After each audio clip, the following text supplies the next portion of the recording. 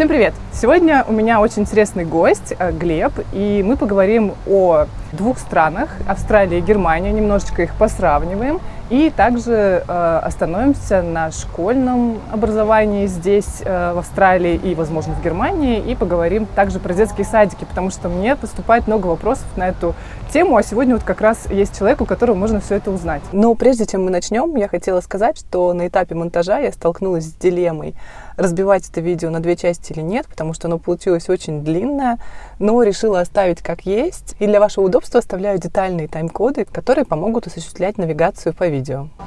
Глеб, привет! Спасибо привет, тебе, Марина. что пришел сегодня. Согласился поучаствовать в записи этого интервью. Спасибо, что пригласила. Расскажи, пожалуйста, немножко о себе. Вообще, как давно ты уже в Австралии, как ты сюда попал, чем занимаешься, ну так, вкратце. Ну, в Австралии я живу ровно 5 лет. Мы приехали, получается, в 2019 году из Германии. В Германии я прожил 18 лет. То есть я полжизни прожил в Германии, полжизни в Украине, и вот сейчас 5 лет в Австралии. И прожили мы в Сиднее 2 года, а 3 года уже живем в Брисбене. Ну, как, нравится? В Брисбене или в Австралии? Вообще в Австралии, наверное. Ну, в Австралии нравится. А в Брисбене? Ну, очень нравится, да. Мне все нравится. Я не скажу, что Брисбен лучше, чем Сидней. Но по Сиднею я тоже скучаю, но мы не жалеем, что мы переехали в Брисбен. Хороший город. Ну и посмотри, зима. Зима прекрасно, Пожалуйста, да, вот мы сейчас вокруг. сидим. Зима, это еще холодный солнышко день, у светит. нас сегодня 19 градусов, но это очень холодно считается, правильно? Да, да. Мне кажется, и тем не менее. такой холодный день, это первый день, мне кажется, этой зимой такой холодный. Ну, мне так кажется. Мне кажется, они Но уже были. но я просто обычно кофту не забываешь. одеваю, я вообще думал, зачем она мне нужна, но вот видишь, пригодилась. Ну, ночи-то уже точно были холодные, прямо Ну, ночи, несколько да, ночей таких. Ну, у меня теплая квартира. Ну, да, зависит от того, где ты живешь. Да, Поэтому. да. Ну, вот цветы, по крайней мере, зимой Круглый год, растут, да. цветут. Это Не, приятно. ну я в шортах круглый год хожу.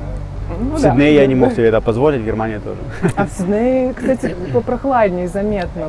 Ну особенно зимой. там такие перепады, бывает летом 45, на следующий день 18, а зимой там прям, я помню, мы в дутых куртках ходили, там ребенок в шапке ходил, ну а здесь как бы такого нет. Мне нравится, австралийцы могут еще так ну, например, холодно, они там одевают куртку, шапку и шлепки, и шорты, например. Ну вот или эти спокойно. уги, знаешь, А, вот ну, ножки уги, да. или дома они ходят в угах. Дома, кстати, я только сейчас понимаю, почему вообще уги дома. Ну, то есть я уже даже подумываю, Да. на самом У деле, тебя- купить. Я вообще их не люблю, но у тебя мне холодно кажется, дома? Да, Да? холодно прямо. Ну вот я тебе так скажу, остывает быстро. ты не в квартире живешь, в доме? В доме. А, ну в доме холодно, да. Ну вот я тебе скажу, мы в Сиднее жили в новой квартире, там было очень холодно, хотя она новая была. Приехали в Брисбен, здесь намного теплее. Да?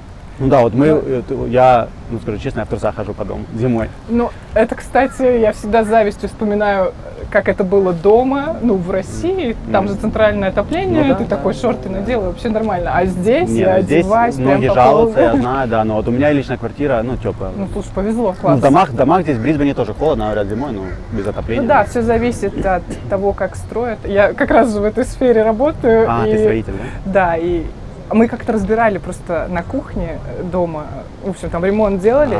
Когда мы разобрали стенку, мы увидели, что там нет утеплителя вообще вот в этом, как в каркасе деревянном. Значит, в моей квартире есть, раз она теплая. Наверное, да, но там еще может быть бетон, ну, то есть там могут быть другие всякие. Ну, придешь ко мне, технологии, разберем, Ну, посмотрим. кстати, да, можно еще одно видео. Да. У меня тут есть шпаргалка небольшая с вопросами. Я иногда буду в нее подглядывать, потому что я подготовилась, но Я одену но очко, память как не очень. светит солнышко. Да, конечно. Хочется, наверное, раз уж у тебя такой опыт о жизни в Германии, да, целых 18 лет, и здесь ты уже, ну, достаточно пожил. Хочется вот такое сравнение небольшое от тебя услышать. Вот австралийцев и немцев, отличаются ли они как-то менталитетом? Кто тебе ближе вообще?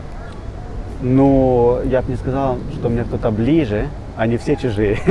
Ну, по крайней мере, мне австралийцы, наверное, больше нравятся. Ну, как бы у тех есть плюсы и минусы. Но плюсов больше у австралийцев, скажем так.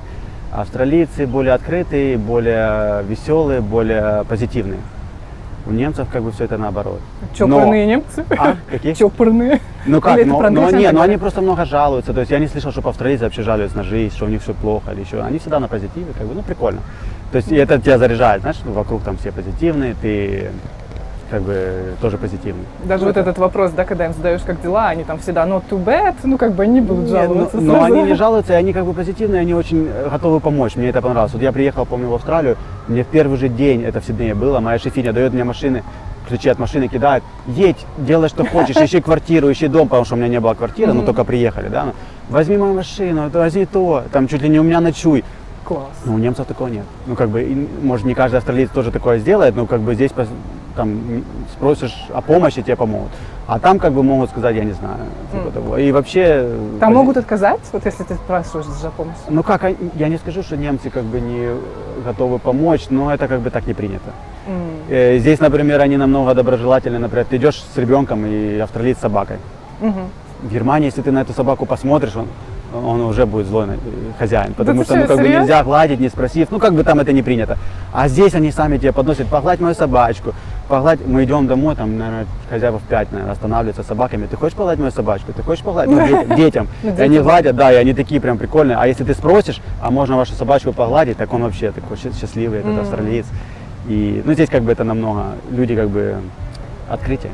У меня, на самом деле, бабушка с дедушкой в Германии жили где-то тоже лет 20, и я там была несколько раз, но я была больше как турист, и я вот таких вещей, ну, как-то не заметила. Единственное, что бабушка мне постоянно на людях, как ты знаешь, ну, типа, сильно громко там не разговаривай, чтобы там... Мы что-то даже дома пылесосили, она говорит, да, не шуми, время уже 5 вечера, и не пылесосили. Я говорю, так рано, день же еще. Она... Я думала, может быть, это она преувеличивает? Не, ну действительно, там, значит, в воскресенье, например, шуметь вообще нельзя. Там в воскресенье все магазины закрыты, если ты помнишь. Это я помню. И шуметь тоже нельзя, и на меня постоянно там соседи стучали, что я музыку громко слушаю. Здесь как бы в этом не так, но здесь есть тоже свои минусы. То есть бывает такое, что вот ночь, тусят народ, и никто на них не жалуется, и ты ничего не можешь делать, и никто не приедет, тебе не поможет. Не, ну пожаловаться-то можно, в принципе. Ну, а думаешь, поможет? Я не знаю, мы не пробовали. У нас как-то я почти дошло один раз. Смотри, вот я тебе скажу, вот живешь ты в апартаментах, в таких новых, там, модных, ты не можешь к нему постучаться в дверь, потому что если у тебя нету ключа от его этажа, ты просто не попадешь. Ты не можешь попасть, да. Ты ему там кричишь, он тебя типа не слышит. Ты никак не можешь. Полиции ты звонишь, они не приедут, потому что это не их дела. Они не приедут? Они не приедут, нет. Ну как бы я не пробовал, но мне сказали, что не приедут, но можно попробовать, конечно. Я не пробовала, я думала, что можно, ну просто мы подошли сами, поконфликтовали, и они убавили музыку. У меня вот такое вот, смотри, вот там шумит там на 2 этажа 6 сосед, там у них пати какая-то, ну прям уже в 3 часа ночи. И так орут, что просто страшно. Но ты им кричишь, а им пофиг. Они там, да, типа, все такое. Но такое, это как бы из минусов. Но с другой стороны, здесь свобода, как бы. Они типа, как мне кажется, это такой менталитет, типа, я сегодня гуляю, ты будешь завтра гулять, я тоже не буду на тебя стучать. Типа такое, ну как бы чуть-чуть схоже к нам, да? Да, наверное, больше в этом плане. Ну вот, то есть были такие нюансы, когда я еще там в Сиднее жил, там не было вот их ключей на этажах, я ходил к соседям, говорю, ну слушай, ну ты имей совесть, у меня маленькие дети, он там все типа, все больше не будет. То есть он сговорчивый, да? Да, ну были драки, ну не у меня, я слышал, вот, как там дерутся соседи, что-то такое. Тоже зависит от соседей, от района, да, наверное. Тут бывает, я слышал, что многие там могут понюхать что-то. А ты, кстати, где в Сиднее жил, в каком районе? А я думал, ты спрашиваешь, ты где нюхал? Жил в Кенсингтоне. У нас это YouTube забанят, если что. А нет, ну это... Кенсингтон, это я не знаю, это где? Кенсингтон это Рендвик такой, да, вот там где, ну это где восточное побережье, где Бондай, Куджи. Да, так, ага. Это как бы район Рендвик большой такой, и Кенсингтон это где этот университет Нью-Саус-Уэллс, самый главный корпус, вот это Кенсингтон, ну это прям рядом, это 10 минут от Куджи-Бич, Марубра. То есть близко к пляжам, получается. К пляжам близко и к центру, потому что я в центре работал, в самом центре, и мы взяли эту квартиру, чтобы я мог на автобусе там или быстро ехать. Классно, мне минут 10 на автобусе в центр. И на пляже все минут 10 на машине было. Сейчас повторишь еще раз. Хорошо. А хотя что, можно и так оставить. Вот, кстати, ну, вот детишки в шортах пошли зимой, что, зачем вырезать. Почему мы уехали из Сиднея? Потому что мы поняли, что кроме этого, кроме там 2 районов, ну не 2 районов, там как, в Сиднее есть северный Сидней и восточный Сидней. И вот если ты не в этих районах живешь, то мне нигде не нравилось. А в этих районах жить, это просто надо быть миллионером. И если покупать свое жилье, оно стоит там от 2 миллионов, ну вот, который я хотел бы и выше. Но так как у меня здесь дешевле, да? 1,5 миллиона, а не 2 наличные, то я решил. Да нет, но здесь дешевле, да. Но здесь, кстати, к этому все тоже идет. Вот смотри, здесь уже какие цены.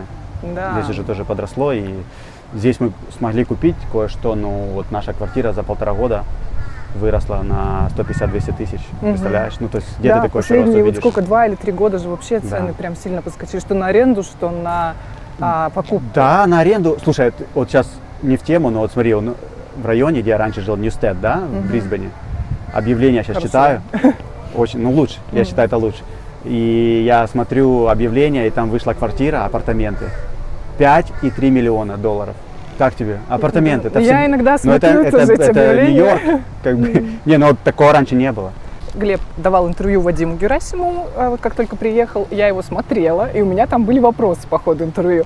И вот ты тогда говорил, что сравнивая с Германией, что в Германии было очень сложно, например, снять жилье, ну, в Австралии вроде как легче. Но я, насколько знаю, что в Австралии, ну, по крайней мере, вот последние там 2-3 года прямо очень сложно тоже снять, особенно в больших городах, где-то там очереди офигенные на просмотр, вот эти инспекции по 20-50, ну, смотря где, там в Сиднее 100 человек бывает. Ты считаешь, как-то стало больше похоже, ну, как это было в Германии, или здесь все равно попроще? Смотри, надо сравнивать города, как бы, да, вот если в Германии, вот я жил последние там 10 лет в Гамбурге, это второй по величине город, там было очень тяжело найти. Если ты будешь жить в городке там по 100 тысяч, 150 тысяч, там намного легче. То есть это сравнивать. Также и здесь. То есть если в Сиднее это одно, а если где-то там Берлин, маленький... Сидней, наверное, сравнивать. Да, Гамбург, ну даже не возможно, Берлин, да, с но Брисбеном, Гамбург, да, да? но вот Гамбург такой был популярный город, потому что там много работы было в свое время, там порт большой. И я когда туда переехал, то есть там люди по полгода ищут. То есть и ну действительно это там, здорово. да, там, и то мне повезло, там через знакомых нашел, и но это было очень тяжело. И там тебе надо там предоставить кучу справок, там чуть ли не группа крови. Ну я не знаю, но там все. Там типа это ты типа пишешь как бы это CV свое, я Ну, помню. CV, вот ты говорил, Да. я так удивилась. Ну, здесь, конечно, тоже много всего надо предоставить на съем, но до такого не доходило. Там просто тебе, там, если 2 человека, один не работает, все не подходит, двое должны работать. Ну, то есть здесь к этому идет, но здесь все равно полегче, даже сейчас. Но вот я знаю, что в Брисбене, смотри, как я в Брисбене нашел квартиру, я прилетел в Сиднее, 3 раза летал, каждый раз по 10 квартир смотрел, то есть 30 квартир пересмотрел, к примеру, из них одну выбрал, сделал. А там ты что, ты там живешь, я помню, в Гамбурге жил у друга, и потом там, чтобы квартиру найти, надо было там, я не знаю, месяцами ходить, с утра до вечера найти. Приходишь, там 50 человек, очередь, короче, Это, стоит. ну, по субботам, наверное, да? Как... Да, ну нет, даже на неделе, ты там ему звонишь, пытаешься там, давайте я приеду, давайте я там что-то сверху дам, не канает, то есть там фирмы, как бы им все равно. И там чуть-чуть другой съем, понимаешь, там снимают люди не как здесь, на год, на 2, на полгода, на месяц, а там на 10 лет могут снять. вот поэтому они так и не, снимают, не да? все, но как бы там на 2 года, на год, кто-то 10 лет живет в То есть съемной ты квартире. сразу заключаешь контракт на более длительный Ну срок? ты на 10 лет не заключаешь, ты заключаешь его каждый год, просто ты его как бы, но ты можешь заключить контракт на много лет, ну как-то там его что-то обновлять, какие-то там, может, цена может цены там какие-то расти, меняться, да. да, но ты можешь подписать с ними на долгие, и ты можешь там делать, там, сверлить стены, ты можешь пол менять, ты можешь там все, что хочешь делать. Здесь То есть это нельзя как твоя сверлить квартира. стены. Да, здесь нельзя, да, хотел сказать, что у меня ни одной картины не висит, потому что, ну как, сейчас у меня уже своя квартира, но я просто думаю, а если я буду сдавать, то, ладно, пускай. А у нас, кстати, когда мы снимали, мы такие штучки покупали, какие-то Ну да, в Баннингсе, которые можно потом отлепить, Ну, типа и там того есть, да, свидание. да. Но потом в итоге мы там закосячили, приходилось это подшпаклевывать, Вот, где-то вот. красить. Так я тоже про местами. это подумал, там же она ж так, типа здесь такие стены, Там что бывает, я... что отдерешь вместе Не, ну я с, там, помню, этой- тряпкой протер, и уже стена стерлась мокрой, за малым там убирал, и поэтому я думаю, такое дело. Да, ну, конечно, когда свое жилье, это попроще в этом плане. Ну, да. Скажу тебе, я думаю, в Германии сложнее в большом городе найти жилье, это раз, и купить тоже. Да, потому что Австралия еще не на том уровне, вот как большие города в Германии, то есть как Гамбурге, то есть ты там, ну, там очень дорогие цены. Здесь еще к этому идет, но еще как бы Брисбен это, наверное, как Сидней 10 лет назад, и как Германия, может, 5 лет назад, ну, может, чуть, ну, типа того. То есть еще здесь есть возможность для молодых, еще есть. Еще пока есть, но Ну, все к недолго, тому идет, и вот недолго. этот жилищный кризис здесь начинается, Ну, народу много. это недавно, вот смотри, когда я последний раз там общался с Вадимом, такого еще не было. То есть я помню, я приходил, ну, то есть там реально было, пришел, увидел, как бы взял, все. Да, ну да. Слушай, еще такой вопрос. Ты тогда тоже упоминал, что вот немцы более такие, как депрессивные, да? Если там с австралийцами сравнивать. И, ну, я вот думаю, Гамбург прекрасный город, да? Я вот в нем не была, но я знаю, что он красивый, что он там на реке. И вроде как, вот когда тебя такое окружает, как-то и настроение получше. С погодой это связано или с чем-то еще? Вот. Ну да, я думаю, все-таки с погодой. Я считаю, ну вот это мое мнение, прожив там полжизни, прожив там в Украине, прожив везде.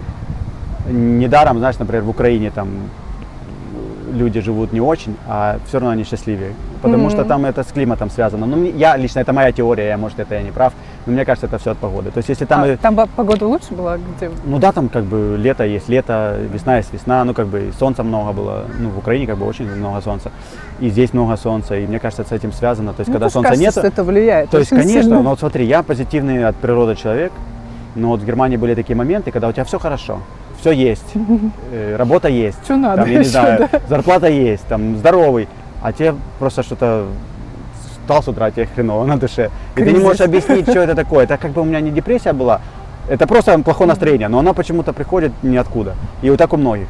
Но объяснить люди не могут, но я объясняю это тем, что это солнце. Ну просто когда слякоть, грязь постоянно, это влияет. Ну, Да, дождь или там еще это что-то. да, то есть многие меня спрашивают, как ты уехал с Германии, как можно уехать с Европы в Австралию. Люди, которые там в Европе Далеко. были один раз, там им понравилось, там или не были вообще никогда, они говорят, как ты так уехал, как там же так все близко, так все хорошо. Я им всем объясняю, смотри, ты живешь каждый день, а путешествуешь ты там раз в год. То есть, ну ты живешь там в Германии, в Гамбурге, ну поехал ты в Испанию, на Малорку там на недельку. А 360 дней ты стоишь, открываешь окно, а там грустно.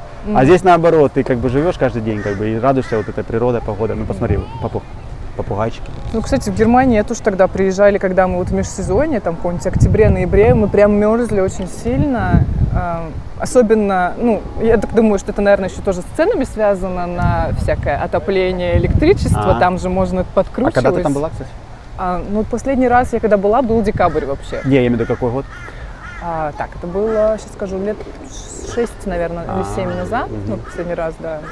И тоже много мерзло. То есть я на самом деле, вот что здесь в Австралии зимой, да, ну вот мы выяснили, что зависит. Но тут ты хотя бы можешь зимой выйти, и будет солнце, да, Ну днем. да, Ты да. хотя бы днем можешь погреться. Ну вот, А там было как-то холодно мне смотри, постоянно. позавчера 24 градуса было, ну зима 24 градуса. Я иду по солнцу и прячусь в тенек, потому что мне жарко. Как наше лето, Ну, ну, сибирское, например. Не, ну в Германии, вот в Иногда Гамбурге бывает. лето 25-24, как бы, А, и ну, то, если тоже, повезет, да. да. Ну, бывают там какие-то там жаркие дни, но вот, в принципе, там вот 23-24, ну, вот как здесь. То есть здесь я считаю, что здесь зима, как в Германии лето. В Германии, насколько я знаю, много в последнее время иммигрантов, да, Ага. ну, например, там тех же сирийцев, ну, то есть много прямо они приняли за последние там 10 лет. Мгм. Замечал ли ты вообще вот такую какую-то проблему с этим связанную, ну, знаешь, в культурном отношении? Ну, лично я не замечал, но я не сталкивался с какими-то проблемами. Вот они приехали, большая волна была 2015 год, да, я еще там жил. Ну, я не скажу, что мне вот прям это сильно задело. Единственное, столкнулся, когда у меня жена приехала жить в Германию из Украины. На фоне вот этих всех беженцев, ей не хотели давать визу. И сказали, вот тут и так много иммигрантов, и давай, короче, иди туда, и, короче, приезжай через год. Ну, короче, вот это... Ну, то есть Это даже один, потому что там визового такие были, да, отношения. визовые вопросы, потому что там миллион или сколько приехало Да, беженцев да. в 2015. И в этом году как бы ко мне жена приехала из Украины, и она как бы тоже столкнулась с этой проблемой, что ей не хотели давать визу. Но, а так, в принципе, вот на мою жизнь это никак не отразилось, но я сейчас, я не был в Германии 5 лет. Может быть, там что-то поменялось. Мне мои друзья, я там с ними на связи каждый день, многие жалуются. И я не знаю почему, они говорят, это там 5 лет назад это было все по-другому, сейчас чуть-чуть изменилось, там сейчас куча беженцев, стало все грязно, стало криминал повысился, машины начали там взламывать, такого я никогда не помню, ну как были, но какие-то случаи, машины взламывают, там угоняют, какие-то там колеса снимают, такого тоже не было. Ну как бы вот люди сталкиваются с такими проблемами, потому что беженцы, как правило, не работают, им не дают права на работу, и вот у них такие проблемы на выживать.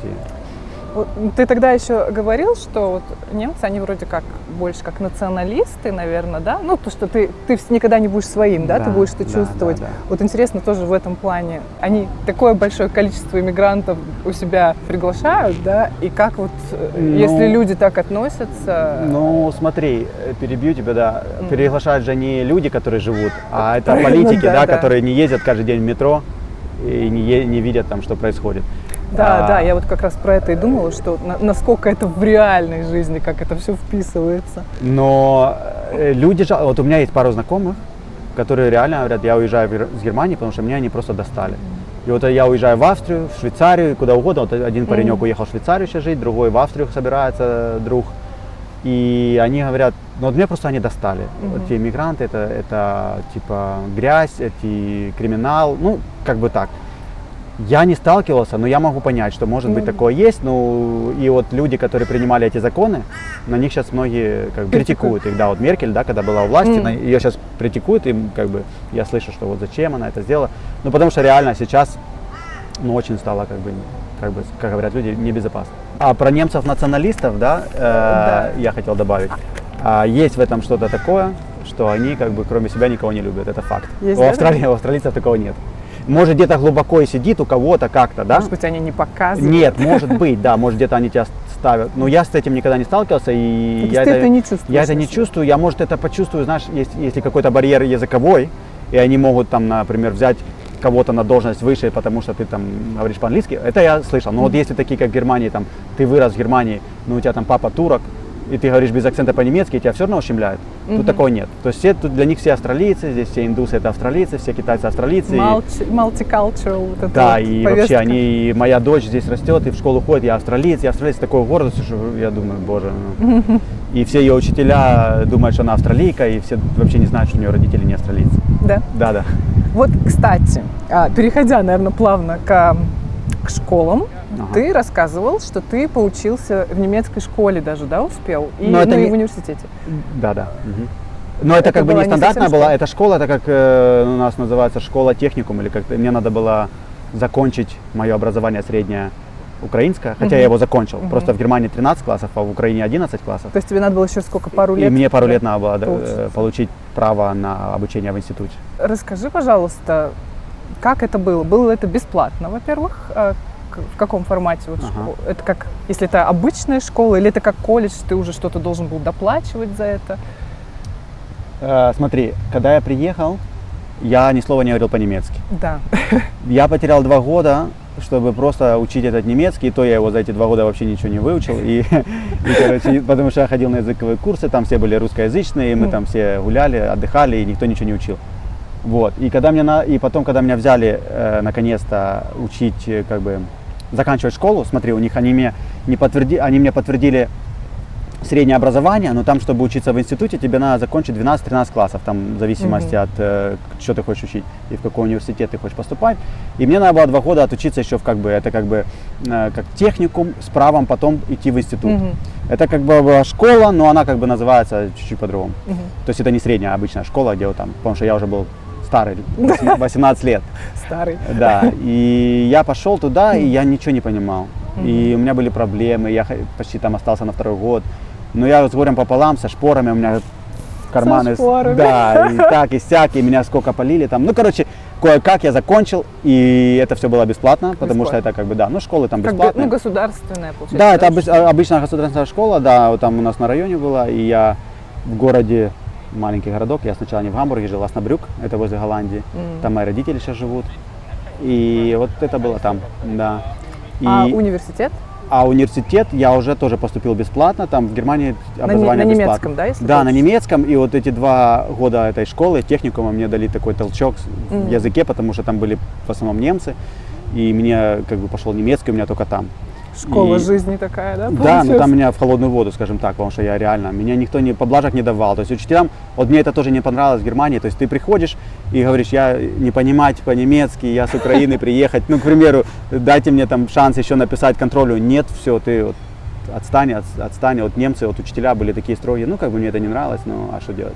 Меня это закалило. Закалило, да, сделало сильнее. Ну, типа того, да, и я в 2006 начал учиться в институте. Причем это тоже произошло чудо, я не знаю, как меня взяли в Германии там по твоему баллу, аттестату школьному, берут тебя в институт, а балл у меня очень плохой был. А взяли меня там, где очень хороший нужно было. И какое-то чудо произошло. Слушай, ну, и класс. Меня просто взяли на ту специальность, где там балл был просто, там надо было там, отличником быть, а я был двоечником. Ну, это так, грубо говоря, и меня взяли. Слушай, ну это супер. И вот были ли какие-то еще сложности помимо языка, ну и вот такого, что поблажек не было, ну вот, не знаю, в отношении с людьми, может быть, да, там с твоими сокурсниками, либо там с одноклассниками где-то? Да. Ну, куча было, я вот сейчас вспоминаю, аж неохота вспоминать. Меня кидали много, на меня стучали много, ну, было дело. То есть во время института... Стучали, да? Да, у нас да. вот не принято. Ну, вот смотри, стучать. я вот помню, хорошо помню эту ситуацию, мы учились в школе, ну вот в этой вот, там всем по 18 лет, да, но уже взрослые как бы мужики, скажем так. И два друга, и я запомнил, они русские были, но они как бы в 2 годика приехали в Германию, они по-русски не говорили, но 2 русских пацана. Один Вова, другой Саша. И я помню, нам выставляют оценки годовые, и одному ставят там, например, 3, а другому 4. И тот встает и говорит, а почему вы, Саша, ставите там 4, а мне 3, если он у меня все время списывает? А учитель говорит, как списывает? А ну расскажи поподробнее. Говорит, ну он у меня каждый контрольный так вот взял, списывает. Настучал А учитель говорит, ну хорошо, не обижайся, тогда я обоим ставлю 3. Ты спокоен? Он такой, да, я спокоен. И, короче, они выходят после этого, идут нормально домой, чуваки, типа, все это. И для меня это было, я помню, тогда просто не знал, как с этим жить. Ну не то, что жить, но у меня не было. Знаешь, это выражение, блин, как оно правильно-то? Ничего, что у нас дом сгорел, главное, что у соседа корова сдохла. Ну типа того. И поставили, меня задело не это, меня задело, что после этого они опять друзья, и они идут как бы дальше общаться. Вот это меня задело. Я думаю, как я в этом обществе буду жить, мне тогда это очень... То есть на тебя настучали, а ты продолжаешь, да? И потом в институте такие ситуации были, когда ты там, помню, вот у нас там экзамен, и мне какие-то там добрые люди принесли мне ответы на вопросы на полэкзамена. На пол, причем русскоязычные. Ага. И на полэкзамена мне дали ответы, а на полэкзамена не хватает. И вот я чувакам, там, немцам даю эти ответы и говорю, вот, ребята, учите на здоровье. Они, ой, спасибо, danke schön, там, туда-сюда. Приходит экзамен, я с ними сижу, пишу экзамен. Ну, то есть они это все знали, и там какие вопросы, у меня не было ответов. И я хочу у него спросить, и он, прикинь, закрывает и не дает, и говорит, не дам, отстань. А потом выходит, ты что меня там типа палишь, ты что там такое делаешь? Я говорю, ты вообще оборзел, я тебе полэкзамена отдал, ну блин, мы сидим где-то в аудитории, где там 100 человек, там сзади, ну ты что?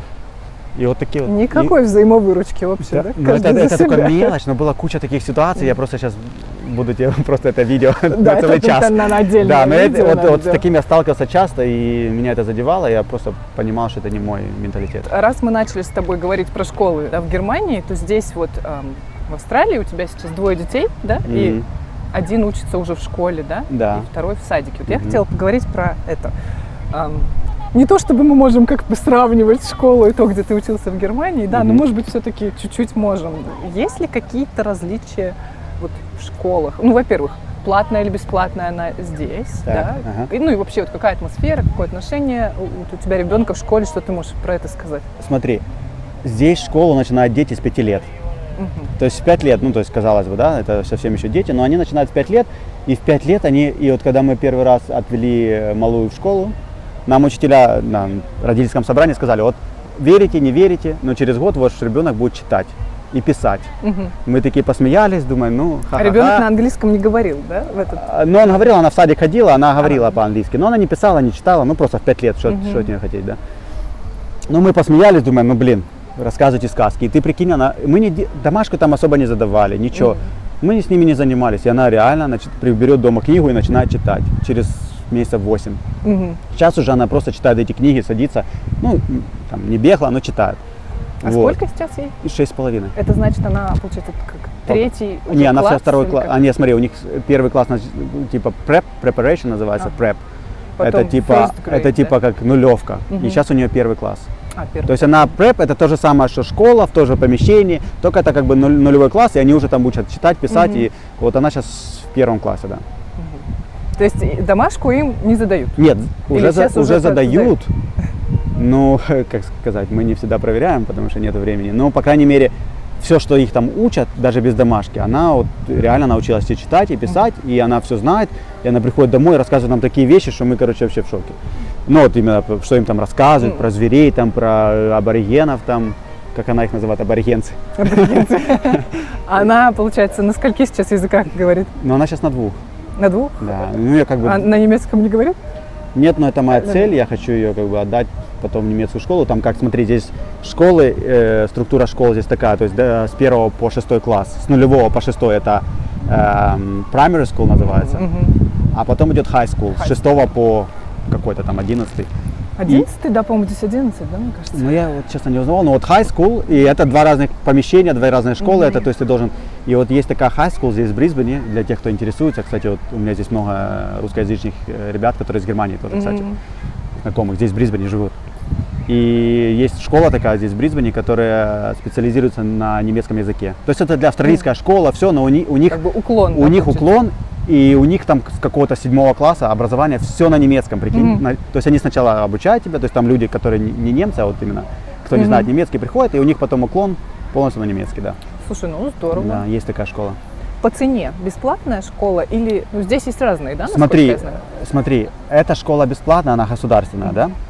Но не всем. Смотри, вот у Не меня всем? соседи есть бразильянцы. Я узнал, что они в эту же школу, нет, в соседнюю школу ходят, но тоже в государственную, обычную школу, и они платят 12 тысяч в год. А почему Потому что так? они на студенческой визе. Прикинь? А. И то есть так как мы типа уже... Но если ты на перманент так визе, как, да? ну типа уже австралийцы. Ну да, ну, я имею в виду, что если Ну ты да, на да, перманент, да. по-моему, ты Если уже на- имеешь право, если да? ты, да, если ты на визе, как бы такой ПМЖ, да, Мгм. то есть тебе бесплатная школа. И, ну я думаю, не только, даже мне кажется, рабочая виза это тоже, но вот студенческая, я сам был в шоке, что дети учатся, то есть 1000 в месяц. Мгм. Ну, и еще есть частные школы, да, здесь, Есть которые... частные школы, там, да. может быть, цена доходить... Да, ну, я как бы слышал. высокая цена может быть, да, достаточно? Ну, как говорят умные люди здесь, вот, ну, с Умные которыми люди. я, ну, мне так кажется, с которыми я увидел, на какаду сидит, стая какаду. Вот зима, и стая какаду сидит на дереве. Вот. Не видно, ну, Как, ладно. да, ну, для зрителей то есть, Потом уж поснимаю один. как говорят умные люди, что primary school, вот эти первые 6 классов, это такое развлечение, то есть неважно, платное, не платное, то есть дети там все равно, в принципе, ничего не там не выиграют, если не пойдут в платную. Но когда в high school, это уже там серьезный уровень, это уже тебя подготавливают тебя к университету, к институту, и там типа уже надо смотреть, если у тебя на районе есть хорошая школа, То, может быть, то имеет можешь смысл, бесплатно, да. А если ты живешь и там рядом школ нет хороших, тогда есть смысл в платную куда-то на районе, в платную там, ну, к примеру, да.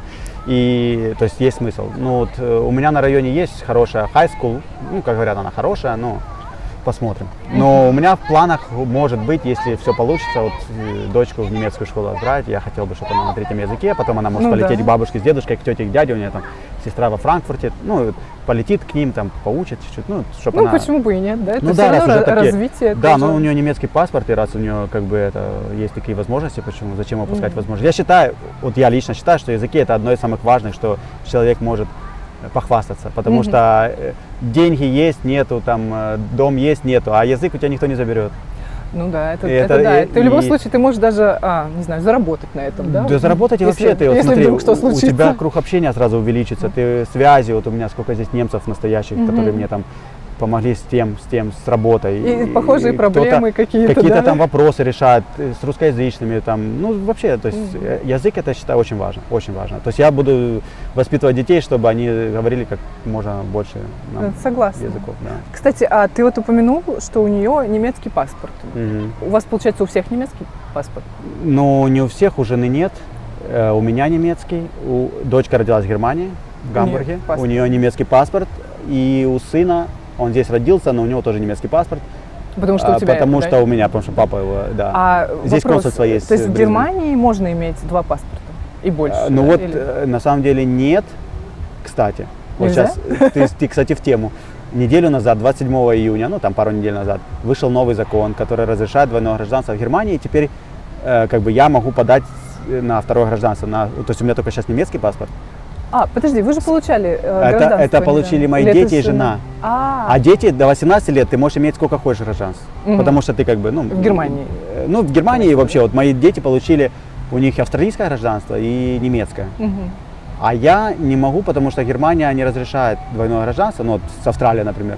Мне надо было бы отказаться от немецкого, чтобы получить австралийское. Но Или же, теперь тебе можно. или же получить исключение из правил, типа, что Германия разрешает тебе получить второе гражданство. Я это получил, разрешение, но они мне написали, это было в апреле, они мне написали, в июне выйдет закон, зачем тебе платить сейчас деньги за это разрешение? Типа, Подожди немножко, подожди, и вот сейчас закон вышел. И вот сейчас я на днях, может быть, послезавтра подаю на гражданство. Ой, супер. Да. Ну, во-первых, поздравляю Спасибо. жену и детей Ну, с спасибо. тем, что они же получили, Да, и да. как бы тебя тоже с таким новым шагом здесь. Да, спасибо. Думаю, что все получится быстро. Ну, А, получится, да. По поводу детских садиков теперь. У тебя младший ребенок, получается, сейчас сколько уже в садик ходит? Ну, Долго? он, наверное, месяца 4 ходит. Месяца 4. Что это за садик? Вот какая здесь система? Это какой-то daycare, kindergarten, что, как это называется? Сколько стоит, если не секрет, конечно? Потому что это такие вопросы очень часто людей мучают. Если школы есть бесплатные, я знаю, что с садами как бы проблема, да? Вот расскажи про это, пожалуйста. Смотри, садики здесь платные, стоят очень дорого, но государство покрывает тоже очень много. То есть получается, если ты здесь, у тебя есть вид на жительство, то ты получаешь там от 50 до 85, по-моему, процентов, ну, как бы Как возврат, как да? возврат, да. То есть получается, смотри, если садик, вот у меня садик, например, стоит $150 в день. В день. В день, да. Ну, то есть, если тебе 50% оплачивают, то есть он будет 75 стоить тебе, да. Если тебе 80%, то он тебе будет 50 стоить. Ну, то есть, грубо говоря, скажем так, почти всем тут платят больше, чем 50%. Вот, От чего это зависит? в зависимости от твоей зарплаты. Не твоей, а семьи. И так как у меня жена в декрете была, мы не показывали ее доход, но она не работала. Мою зарплату учитывали только, то есть мне, в принципе, возвращают. Но сейчас вот она пошла, вышла опять. На работу, да? Ну, как бы она сама на себя доработает. И сейчас она начнет показывать доход, и тогда у нас, естественно, она будет меньше доплачивать. Ну, как бы это уже как получится. Да, но садики дорогие. Называется это daycare. Ну, по-разному называют. Но у нас называется daycare. Кто-то называет kindergarten, наверное. Я не знаю, как. Я, если честно, разницу не знаю. Но вот он в ясельки пошел. То есть ему было годик. Он пошел в ясельки, и вот там они совсем маленькие. И смотри, мне нравятся садики здесь в общем, но от садика, ну как бы садик от садика отличается. То есть есть садики очень такие чистые, есть садики не очень чистые. Наш садик, он не хороший и не плохой, он средний. Но он находится прямо вот, я не знаю, в 10 метрах от моего дома. То есть я вышел в тапочках, и в пижаме там, или в халате, отвел малого и занимаюсь своими делами. Вот это просто... А расскажи, плюс, во да. сколько, ну вот как вот день проходит там в садике, например, можно ли оставлять на дольше, да, чем, ну, если вы, допустим, оба работаете, насколько можно ребенка оставлять? Да, вот здесь, кстати, разница большая с Германией, потому что в Германии садики, я так, насколько я знаю, работают до 2, по-моему, дня или что-то такое.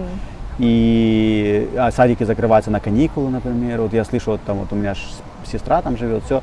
Садик закрыли на детские каникулы какие-то, и все, и ты, все, ты берешь отпуск, что потому хочешь, что делаешь, что хочешь, да. Здесь такого нет. Здесь во время ковида был садик открыт, праздники, не праздник. Нет, в празднике он закрыт, там, может, какой-то день Рождество. Public holiday, да, но ты все равно за это платишь, представляешь? Ты платишь, да. Как они объясняют, ты ж должен, как бы работники же получают зарплату, ты же должен им платить зарплату, поэтому, как бы, если ты не будешь платить, если родители не будут за этот день платить, то и зарплата им не будет. Ничего себе. Да, и ты платишь за любой день, но... А если ты болеешь? Тоже платишь. Все равно платишь? Да. То есть им без разницы, справка, не справка? Нет, да, это ты пропускаешь, потому что это все коммерческое. То есть ты платишь и... Сейчас пропустим, да? You can go, if you like. Yeah, video, yeah. No, but you can go, if it's okay. We'll pause and we'll cut it out. It's okay. That's fine. Thank you. Да, на чем я остановился? На том, что... Если болеешь, все равно платишь. Да. Справка нужна? Или им без разницы? Не, им без разницы, если ты платишь, какая справка. разница, да. Просто здесь, я к тому веду, что здесь не закрывают садики на каникулы, ни на что не закрывают, то есть он работает все время и с 6 утра до 6 вечера. С 6 утра до 6 то есть вечера? То есть ты идешь на работу, кидаешь ребенка в садик, а потом забираешь, когда тебе удобно. То есть Слушай, я его отвожу в 8:30 и забираю, наверное, мы забираем в 4. Ну, то есть ты можешь, когда как тебе удобно, как да? Это не хочешь, то, что да. ты там в определенное время должен Не. обязательно. Тут flexibility, как это называется. Главное, не да. раньше. Ну, если он да, смотри, мы переучили малого, он раньше в 5 вставал, сейчас встает 7:30, поэтому нам не надо в 6 его отдавать, но, по крайней мере, люди, которых там малыши в 5 встают, вот им в 6 подходит, и они сдают малыша. И занимаются своими делами. Ну, типа того, да, и дальше спят. Да, это тоже вариант. Слушай, ну это здорово, потому что... Да, и в эту могла быть сумму проблема. входит питание, то есть их там кормят, и что они там спят, играются. Ну, в принципе, много игрушек, много, территория неплохая, то есть прикольно. Ну вот ему нравится, как он, с каким настроением идет в садик? Ну, вначале они все привыкают, они все плачут. Сейчас более-менее нормально, то есть он приходит, ты ему пока говоришь, он не плачет, все остается. Такой, иди уже. И они фотки, там же есть такое приложение, они там фотки выставляют постоянно, видики детей, Ты можешь каждый день, ты проверить, каждый да? день смотришь, да, вот, например, мы там один день, зима началась, и вот они взяли ведро с водой, поставили им на улицу, они как это там плескались, и потом они, короче, с соплями все домой пошли. И мы пришли, и не то что пожаловали, сказали, ну в другой раз, если будете водой играть, хотя бы нашего малого не окунайте. И мы по фоткам увидели, что он сидит в ведре, там играется с водой. И мы можем сказать, там, типа, вот мы не хотим, чтобы он играл водой там, зимой хотя бы. Но они вас не спрашивают, да? Ну, насчет этого нет, да.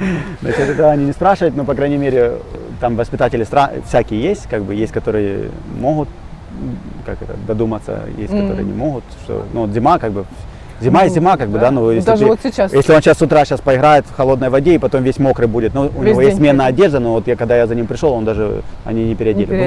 Бывает такое, да, бывает хорошее воспитание, это все даже не от садика зависит, а от воспитателей. То есть, если воспитатель в одной группе хороший, переходишь в другую группу, то может быть ненормально и как бы все это испортит. И это не в садике, да, дело. А еще расскажи, вот ты сказал, что их в садике их кормят, да? Да. А про школы кормят ли их или вы ланчбоксы собираете? Не, мы ланчбокс собираем, в школе их не кормят, в школе они как бы у них 2 паузы там в 11 и в час, и вот они на одной из пауз. Но в школе ты можешь заказать еду, то есть старшеклассники приносят малолеткам, короче, еду в класс. То есть, например, вот у моей Алисы, например, там третьеклассники, у них такое задание приносить малышам еду. То есть ты через app заказываешь еду, там кусочек пиццы, там, я не знаю, наггетсы, там какие-то, сок, и там имя все это стоит ребенка, все, и какой класс. И там, например, на большую перемену приходит старшеклассник и говорит: Алиса, тебе пицца. Да, тебе хавчик, да, и на тебе, и они кушают, и потом, то есть, и это все стоит копейки, то есть там, например, пицца стоит там $2. Ну, класс. Ну, то есть там за $5 малыш поест. То есть, если мы не успеваем ланчбокс сделать. То есть все равно есть какой-то выход, да? Потому что... Да, и там выбор такой, там и фрукты есть, и овощи, и там морковка порезанная, и огурец, то есть они тебе принесут, все, ребенок поест, и все, они, да, все нормально. То есть там, в этом плане прикольно. И добавлю к школе. Мы просто в восторге от школы в плане того, что ребенок идет как на праздник, ну вот реально. Да, ты всегда помнишь, да, вот 1 класс, 2 класс. Ой, я не любила, да. Прогуливала. И вот она бежит как на праздник, потому что там реально, вот она приходит, и ей учитель подходит ее и целует, представляешь, целует ее учитель. У них, короче, на входе, вот они приходят в класс, да, и у них на входе есть знак такой: как ты хочешь поздороваться со своим учителем, там, помахать, обняться или поцеловать в щечку, что-то такое. И вот они выбирают, и она встречает каждого ученика и говорит: Алиса, добрый день, как ты хочешь сегодня меня поприветствовать? И Алиса раз обняла, и постоянно все вот так, и вот эта очередь такая на улице стоит, все дети обнимают учителя, целуют или там махают, ну то есть это прикольно, и они друг друга называют. Алиса приходит, она говорит: ой, дарлинг, там, типа, красавица моя, иди, какие волосики красивые у тебя. Но там совсем другое обращение к детям, и они такие счастливые, вот, и у них нет такого, что там они за партой сидят, вот так, знаешь, типа. Нет, они сидят? У них есть столы, если им надо писать, но вот они сидят с утра и слушают учителя на полу, у них и такие эти точечки на полу. И каждый свою точечку знает. Свое место, да, там цвета, там красные, зеленые, они садятся на пол и слушают учителя, и типа потом, если надо там сесть за стол, они садятся, и у них круглые столы, и толпа там за круглым столом сидят и лепят там что-то. Но нет такого, что за партой они сидят вдвоем и там руку тянут. Но их воспитывают, конечно, тоже не перебивать, их там все это, но в плане у них это кайф. И у них там, в программу входят, они постоянно там, бассейн у них там при школе есть, они на улице купаются, они там гладят животных, они в зоопарке ездят, ну там вообще прикольно, дискотека у них есть. А вот сюда, кстати, они ходят, я видела, здесь есть какая-то, знаешь, типа приходят дети, изучают вот этот гарденинг, какое-то садоводчество, что-то. Ну, смотри, почти у всех школ есть теплицы, то есть у них там, да, помидорчики высаживают, их там тоже учат. И там тоже есть. Но мою сюда не водили, мои ездили в парк вот этих кенгуру. Коал, это Long Pine. Да. Там, где они там кормят кенгуру, все такое.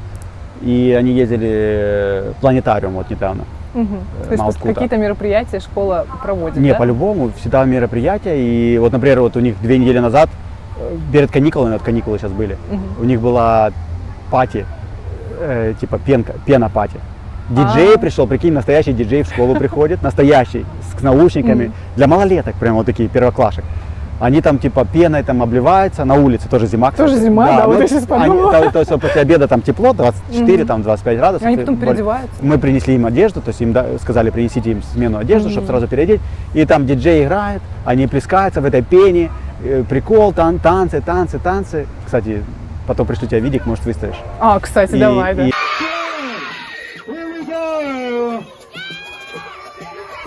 3, 2, 1, jump it up, let's go!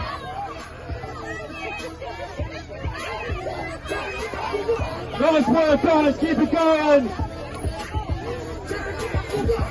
И они, короче, там вообще кайфуют, и она приходит. И вот сейчас каникулы были 2 недели, она говорит, когда уже школа, когда уже школа.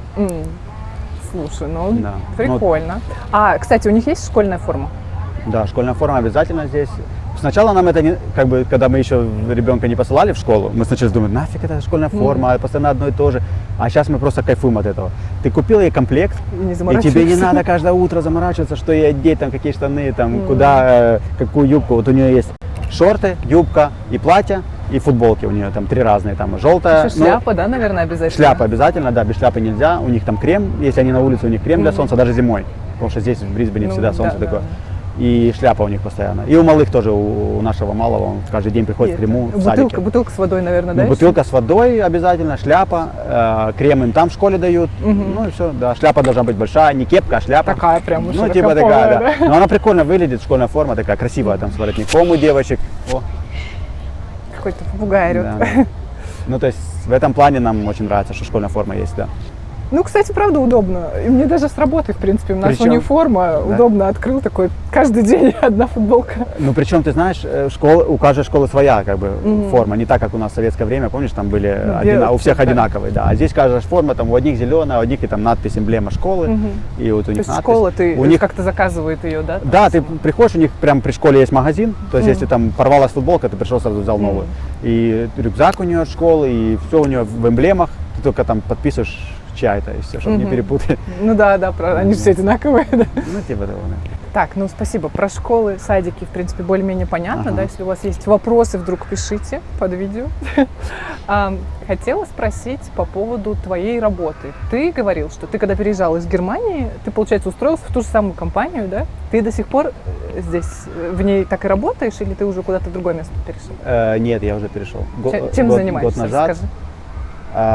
Смотри, я занимался логистикой, но у логистики тоже есть разновидности. Я занимался морской логистикой, это значит перевозки на кораблях, контейнеры. То есть я занимался морской логистикой, работал на одной фирме 12 лет. Я работал на этой фирме и в Новой Зеландии, практику делал и в Германии, и в Сиднее на ней работал, и в Брисбене. И даже в Брисбене? То есть? Да, я переехал, то есть я когда в Сиднее переехал, меня разрешили просто переехать. Слушай, как удобно вообще. То есть эта фирма, у нее главный офис в Гамбурге, в Германии. Но я попал в Австралию, чтобы просто твои подписчики неправильно не подумали. Я попал в Германию, в Австралию не через фирму. То есть я получил резиденция, пиар, да. А потом просто обратился к своей фирме, говорю, вот у меня есть виза, вам ничего не надо вообще для меня делать. То есть если у вас есть офисы, я знаю, в Сиднее, в Брисбене, если у вас работа, они меня взяли, сказали, да, конечно, вот для тебя работа найдется, виза у тебя есть, приезжай. Им не надо было ничего для этого делать, ты просто... Им вообще ничего не надо, они мне только оплатили полеты, они молодцы, они оплатили Ух всей ты, семье полеты класс. и контейнер с вещами. Супер. И первый месяц Ну проживания. они же как раз перевозками занимаются, да? Так они, да, Это самое тот интересное, что самый они перевезли контейнер. на своем корабле, да, ну то есть это я не знаю почему, но неважно. То есть они оплатили мне переезд и еще месяц Airbnb в центре Сиднея. Это было такое условие. Пока вы ищете жилье. Пока мы искали жилье, да. И мы за месяц Класс. нашли жилье и переехали. То есть это нам очень сильно помогло, то есть это, я не знаю, сколько это денег стоило им, но это прикольно было. Кстати, Глеб очень подробно рассказывал про эти все свои сложности с английским, да, с визой, с инженерами Австралии. Видео Вадима мы, наверное, не будем повторяться, я просто ссылку на него оставлю, если вам интересно, переходите. Расскажи, чем тогда сейчас? ты, Да, получается, и ровно год назад я поменял работу, я тоже в логистике остался, но логистика теперь не связана с морскими перевозками только, а она называется Project Logistics, это когда есть проекты огромные, там, например, ветряные фермы, или как их называется, wind farms, солнечные фермы. Я помню, такие да, здоровые. solar farms, вот эти огромные, потом шахты. Мы завозим туда оборудование огромное, вот, например, ветряные мельницы, там 90 метров, винты вот эти. Мы их завозим в Австралию или из Австралии, то есть перевозим и загружаем, погружаем, планируем. Как вот, это например, всё да, поедет, потому что вот да? такой вот винт, да, и там надо полицейский эскорт, чтобы сопровождал, там надо там, разрешение у города то есть брать. где поедет, да? Где поедет, надо рут-серве делать, то есть ты Какое должен время, да? ты должен поехать, потому что это же ты не развернешься на обычном светофоре, ты должен распланировать, как его довести туда, где это будет эта ветряная штука стоять. И вот эти проекты, это называется проект. И вот такими проектами я занимаюсь. И Это как бы очень грубо так я объяснил, но и сейчас я вот год ровно там работаю, да. Вот год было 3 дня назад, как я ушел. Поздравляю. Да. Спасибо. А сегодня, Ну, если кстати, тебе нравится, конечно. 14 июля, сегодня у нас 14 июля, правда? Да. 14, да, это в этот день я уехал, эмигрировал в Германию, представляешь? В Германию? Да. Так, это сколько лет назад, получается, уже Ну, было? это 2001 год, 23. Ух ты, слушай, Да. как все сошлось, да? Да. Годовщина такая, можно Ну, сказать, типа, да. отмечаем. 14 июля, да. Что, нравится тебе, да, получается? Ну, работа мне новая и нравится, и не нравится. Не, ну, я не жалею, что я ушел. Свои плюсы, минусы, наверное, везде есть. Ну, да, есть плюсы, есть минусы. Она как бы неплохая работа, мне там намного лучше платят. И, ну, как бы я доволен. В принципе, доволен, но есть минусы, ну, как бы они есть везде. И на старой работе были минусы, и будут и на следующей тоже. Ну да. Поэтому я позитивно ко всему отношусь. И я, Да, знаешь, я понял в Австралии, и вообще я здесь стал как бы, я не боюсь ничего, скажем так. Я не боюсь потерять работу. Если мне будет сложно, я уйду и найду новую. И для меня это как бы, Знаешь, хотела еще спросить по поводу твоей жены. да. Ты упоминал, что она работала на себя. Я так понимаю, что она занимается сферой красоты, да? Да. То есть она как вот в Сиднее занималась, так и сейчас здесь. Что именно она делает? Интересно, потому что она как бы, получается, ну, на себя работает, да, и здесь такая немного другой Ну да, аспект. Да. Ну смотри, она поработала также на себя в Германии, можем сравнить. Отлично, давай. Смотри, у нее такая ситуация была, она вообще по образованию банкир, наверное. Она была в Украине там каким-то там, я не знаю, но она была банкиром каким-то важным. По ее Ты словам. Привет. не знаешь. Вот. И когда она переехала в Германию, естественно, она без языка, но не могла стать банкиром, и мы начали думать, что делать и как быть. И она полностью поменяла свой как бы профиль. Были у нас знакомые, которые как бы занимались бьюти-индустрией, и решили попробовать, и она решила попробовать, потому что это не каждому дано. И она обучилась в Украине наращиванию ресниц, брови, там, ламинация. Вот. И она уже в Германии, это уже было лет 7 назад, наверное, она уже начала этим заниматься как бы на дому вначале. Потом мы переехали в Сидней, и она стала продолжать это дело. И в Сиднее она тоже продолжала, и у нее как бы это неплохо пошло. И даже сейчас, когда она живет в Брисбене, к ней есть такие люди, которые в Сиднее прилетают, чтобы Ресницы сделать. Да, но я считаю... Они, ну, как допустим, бы, все равно приезжают. ну не, но она талантлива в этом плане, это как бы не каждому дано, но у нее получилось, и она довольна, она никогда не пожалела, что она этим начала заниматься, она никогда не жалеет, что она ушла с банка, хотя у нее была хорошая должность, хорошая работа, и она занимается уже своим бизнесом, как бы, и вот мы переехали в Брисбен. Ну, как бы печально, что когда ты живешь в Гамбурге и уезжаешь в Австралию, ты клиентов всех теряешь. Да? Потом приезжаешь в Сидней, набираешь клиентов, теряешь, когда переезжаешь в Брисбен, а потом в Брисбен приезжаешь, набираешь клиентов, у нее был хороший, она снимала, значит, салон здесь на Fortitude Valley, и тут она уходит в декрет и также теряет 90% всех своих клиентов. А она потом на дому, получается? Не, Может, она на или дому, на дому мы уже все как бы давно не делаем. Это было на дому только в Германии. Как бы, но она ушла в декрет, все равно она ушла в декрет, сделала, она да? в декрет, ну как бы, ну какие-то подруги приходили на дом, но это она Уже не в таком. ну мы не да? хотели просто, да, Ну да. на дому. И вот она ушла в декрет, и естественно многие люди не ждут и уходят. ну да. Ну, кто-то возвращается, кто-то нет, но она потеряла очень много клиентов, и сейчас вот месяца 4 назад, когда малый пошел в садик, она опять вышла из декрета и начала Сейчас набирать. она набирает клиентов. Да, она сейчас находится в районе Тенериф. Тенериф, Тенериф и Ньюстед — это два моих любимых района в Брисбене. Мне очень Туда она и целилась, как бы. Но я считаю, это самые лучшие районы. Ну, честно, это самые лучшие районы Брисбена, это самые богатые районы и самые как Так, бы, прикольные. ребят, если кто-то живет в Брисбене, имейте в виду, в районе Тенерифа есть прекрасный мастер по наращиванию ресниц, да? И Ну, ламинированию она, бровей. ну, я не буду делать рекламу, она делает брови, ламинацию Ну, мы бровей и все оставим такое. ссылку Да. на всякий случай, потому Кому что интересно. на самом деле это очень важно здесь. Многие девушки здесь пользуются услугами русскоговорящих наших мастеров, потому что, честно говоря, не русскоговорящие, вот куда ты приходишь, там, каким-нибудь китайцам в салон делать ногти, ну, девчонки меня поймут, кто знает, это отстой. Вот, поэтому хорошие мастера на вес золота. Ну, наверное, да. И как вот ей на себя работается, нравится? Смотри, есть плюсы и минусы, как везде. Мгм. То есть, например, когда ты в декрете, тебе никто не платит, это минус. Да. Ты знаешь, да? То есть, если бы она работала на фирму, ей бы декрет оплачивали бы полностью, все, то есть она не работала, не получала, это минус. Ну, декрет был бы 4 месяца, если что. Ну, все равно, как Ну, бы. все равно какая-то помощь была. Да, была бы помощь, и как бы там все такое, да. Потом вообще ей нравится, да, но ты постоянно, как бы, у тебя нету графика, ты сам как бы на себя, ты как бы сам планируешь свой день, сам планируешь неделю. То есть Сам себе она хозяин. может выйти в воскресенье. Вчера она полдня работала, суббота. Сегодня у нас воскресенье, вот она могла сегодня открыть салон. То есть многие люди, знаешь, чем минус для меня, вот лично как для мужа, люди, многие не могут во время работы, они хотят записаться или на выходной, или после работы. Да. Ну не все, многие очень приходят на паузу, или кто-то не работает, ну неважно, но вот многие хотят в воскресенье или в субботу, или после 5. Чтобы сохранить клиентов, ты открываешь, да? Да, салон. то есть она открывает, и она подстраивается под клиентов, и это, конечно, правильно, но иногда это как бы минус для семьи, для Ну меня, да, который да, сидит с двумя однозначно. детьми и не приходит поиграть в мафию в пятницу, это Да. обращаюсь. Кстати, да, мы уже с Дианой в видео говорили про мафию. Вот на самом деле с Глебом там мы познакомились тоже на игре в мафию. Классное такое времяпрепровождение в пятницу вечером. Да, я в Германии, кстати, тоже играл. Вот ребята, которые со мной играли в Гамбурге, они просмотрят это видео, я им пришлю. В Брисбене открылся суперклуб, и то, что я научился, тому, чему я научился в Гамбурге, мне здесь пригодилось, как бы, ну, мафия это классная Глеб игра. круто играет, на самом деле.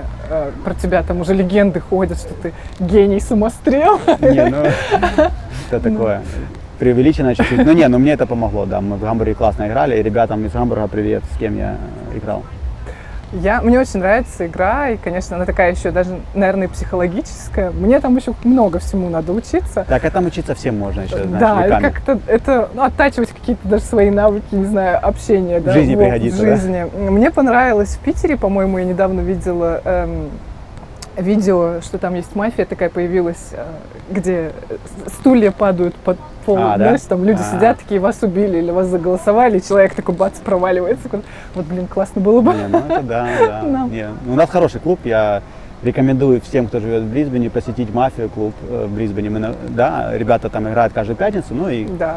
Оставлю ссылку. оставлю тоже. ссылочку, Что да, уж неважно. там, да. Отдалились от темы, ну, короче, насчет моей жены, она довольна, потому что она сам себе хозяин, она может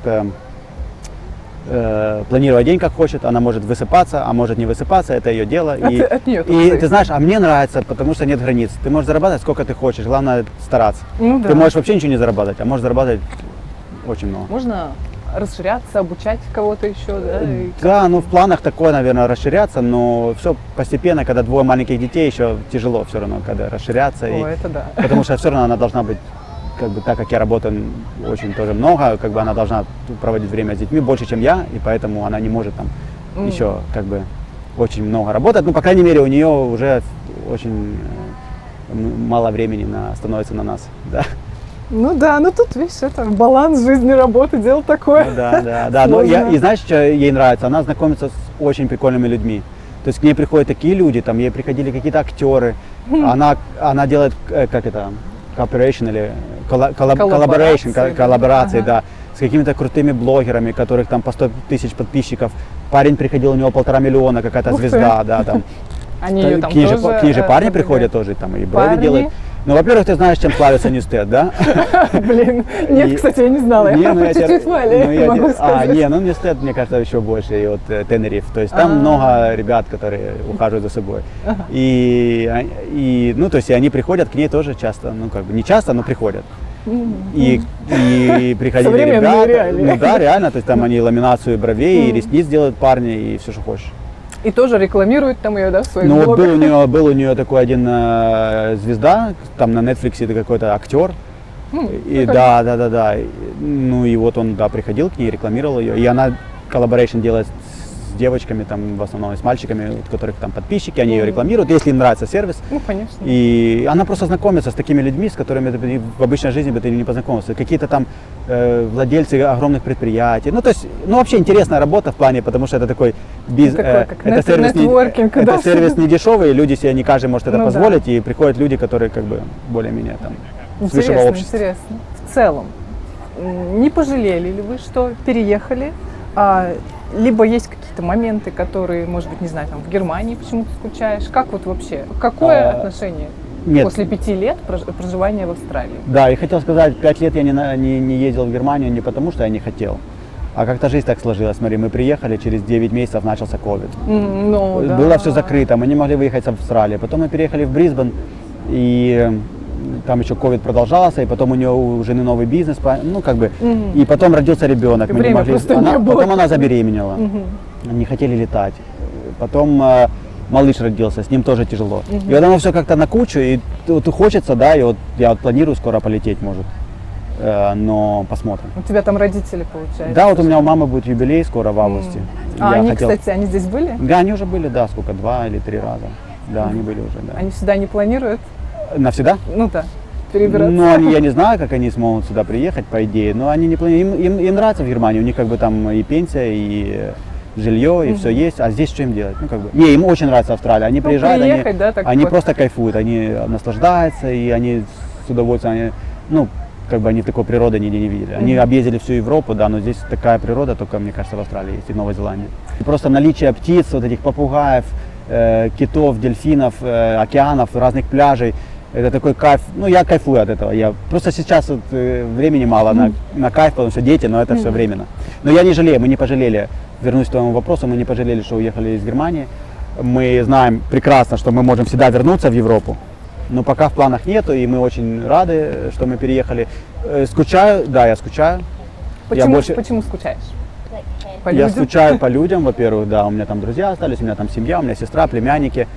Вот, и я скучаю, может, по каким-то вот таким архитектуре, там, погулять по улицам Гамбурга, да, походить по магазинам, там, шмотки посмотреть прикольные, потому что здесь проблема с этим делом, понимаешь? Ну и хочется, конечно, попутешествовать по Европе еще разочек, хотя я везде был, знаешь. Европа классно в плане того, что там вот эта история чувствуется, да, ее как будто больше. Мне очень не хватает иногда этого здесь, особенно ну вот, например, в Брисбене ты так идешь, такое какое-нибудь историческое здание увидел, классно, ну или там в Сиднее. В Голд-Косте, где я живу, да, такого, например, меньше, и как-то вот иногда вот этого культурного чего-то не хватает. Но смотри, ты начинаешь ценить Австралию больше, когда у тебя появляются дети. Потому что я столкнулся с такой ситуацией, когда ты ребенка надо тебя выгулять, а на улице мороз или дождь льет там с утра. тебе все равно надо, да? А он с ума сходит, это раз. Чтобы его выгулять, тебе надо надеть 3 штанов, там 2 шапок и там, я не знаю, точно, 3 это перчатки. однозначно. Это раз, да. Потом, пока ты оденешь, он уже никуда не хочет. Или ты уже никуда не хочешь. А здесь что, вот 9 месяцев в году одел памперс ему просто, кинул его в коляску и пошел. Все, ну как бы, и панамку одел побольше. И все, они кайфуют. А сколько здесь всяких площадок или бассейнов для детей и всего. То есть в этом плане, то есть как папа. То есть если бы я был бы один и молодой, я бы, может быть, здесь бы сказал скучновато. Может быть. Хотя я здесь на тусовке не хожу, я не знаю, как здесь скучно, не скучно. Но будучи вот папой 2 детей, я говорю, мне кажется, лучшее место, чем Австралия, я пока не встречал. Как ты считаешь, здесь хорошее место, чтобы состариться? Ну, если бабки есть, то да. Ну, хорошая, потому что ты наслаждаешься этой погодой, ты каждый день можешь ходить на пляж, ты можешь купаться, тут круглый год купается, ты живешь на Голд-Косте, да, но сегодня, например, холодно купаться. Но вот Да, там я же же давно не купался. Ну там реально можно круглый, я в Сиднее да, круглый год купался, а здесь так вообще вода. Там постоянно Ну, вот приходишь на здесь, пляж, ну, кто-то загорают Для даже. твоих подписчиков скажем, смотри, вот да, зимой вода в океане, ну, 19-20 градусов. То есть, ну, это зима. 19 летом 26, наверное? Да, где-то летом так. тепло, как в ванной. Ну, не как в ванной, но тепло. Освежает, по крайней мере, ты туда заходишь. Но сейчас освежает, а вот летом прикольно. Мне нравится здесь как бы океан, как бы, хотя океан, знаешь, этот прогревается долго. Ну да. Вот, например, я слышал в Америке, в Лос-Анджелесе, океан холодный, что даже летом там не купается. А здесь он Здесь очень купаются. теплый, потому что здесь климат теплый, прикольно, ну и вообще класс. Я, кстати, замечала, что, например, в Сиднее в то же самое время такая же погода примерно, чуть-чуть холоднее вода, Ну, не ближе чуть-чуть. к Антарктиде туда. Жена вообще не купалась Не там. купалась, да? Ну там, пару раз. Но в Сиднее холоднее, но к этому привыкаешь. Я вот скучаю по сиднейским пляжам, я очень их люблю, и там 300 пляжей, наверное, в черте города разных, на любой вкус, с волнами, там, Да. с лагунами. Там есть такие пляжи, что ты просто идешь и как будто Мальдивы. Я Но это люблю, надо знать, это не, вот туристы эти этого не знают. места Да. такие секретные там есть, Секретные, еще да. всякие вот эти утесы. Мне очень нравится рельеф, Да, что там да. как-то так очень разнообразно.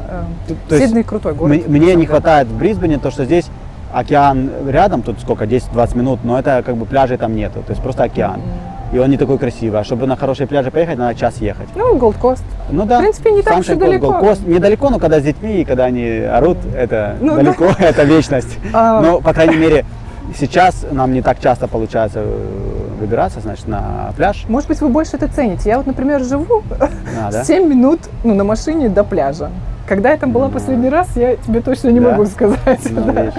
Ну, такое. Не, ну, может, тебе море не такое. Я вырос как бы недалеко от моря, и я без моря жить не могу. Я люблю море, ну как-то да. Ну, когда ты турист... Ты же из конечно, Томска, да? Да, я из Томска. Ты каждый раз... Ну, у нас там на болотах выросло. Когда ты турист, ты каждый раз, конечно, хочешь на море, и все. Когда ты здесь живешь, уже все-таки, ну, как-то другими делами занимаешься. Нет, ну, и, конечно, я очень люблю. И иногда так думаю, блин, я уже на океане 2 месяца не была, надо Не, сходить. ну ты что, потому Марина, да. Марина. Ну, кстати, если я маме скажу, что ты из Томска, она тебя просто расцелует, А когда почему увидит. она из Томска? Она училась в Томске. Я тебе не рассказывал? Подожди, может быть, рассказывала? Ну, Да, что-то да. расскажи еще раз. Она про этот город, мам, про тебя, вспоминает с такой улыбкой. Она училась, она родом из Урала. А где она училась? В каком университете? Но она физик твердого тела.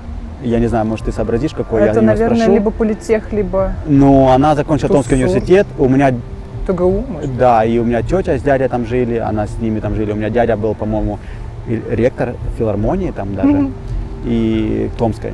Да, я помню ее. Да, да, помнишь, да? Ну вот мой дядя, а потом он уехал в Москву и в Министерстве культуры работал. Ну, по крайней мере, мама Томск вспоминает с улыбкой, она говорит, что это ее любимый город, там такой Ой, классный. класс. Она там Большой привет 5 маме. лет, да, прожила, наверное, ну, вот, когда училась. И она очень Хорошие обожает этот студенческие город. Что воспоминания Она говорит, что это наверняка у лучший нее. город, это такой умный, там столько интеллигенции, столько всего, и она очень любит его. Это правда. И я уже знаю здесь 3 человек с Томска, кстати. Я знаю одного точно, который играет с нами в мафии, я имею в виду общего знакомого. Марина, да? Да, Марина. А кто еще? Ну, ребята со мной в футбол играют. Другие, да. Да, да. Да. А Максим на Голкосте живет. Так, Максима не знаю. Максим на Макс, тебе Голкосте. привет. Привет, если что, да. Ну, да. Глеб, спасибо тебе большое за сегодняшнюю беседу. Было очень интересно, ну, даже посравнивать страны, да, наши, Германию, Австралию, и, может быть, кто-то, допустим, эмигрирует оттуда, да. В общем, если, ребят, мы вам помогли в чем-то, нам будет очень приятно. Удачи вам. Спасибо, да, в вашей спасибо, прекрасной Марина. жизни Да. здесь. Спасибо, Да. Марина, да, за прекрасное интервью. И да, я считаю, что у Марины хороший канал, и подписывайтесь. О, спасибо, да. Конечно, подписывайтесь, ставьте Все, всем лайки. пока. Всем пока. Спасибо, Марина. Спасибо.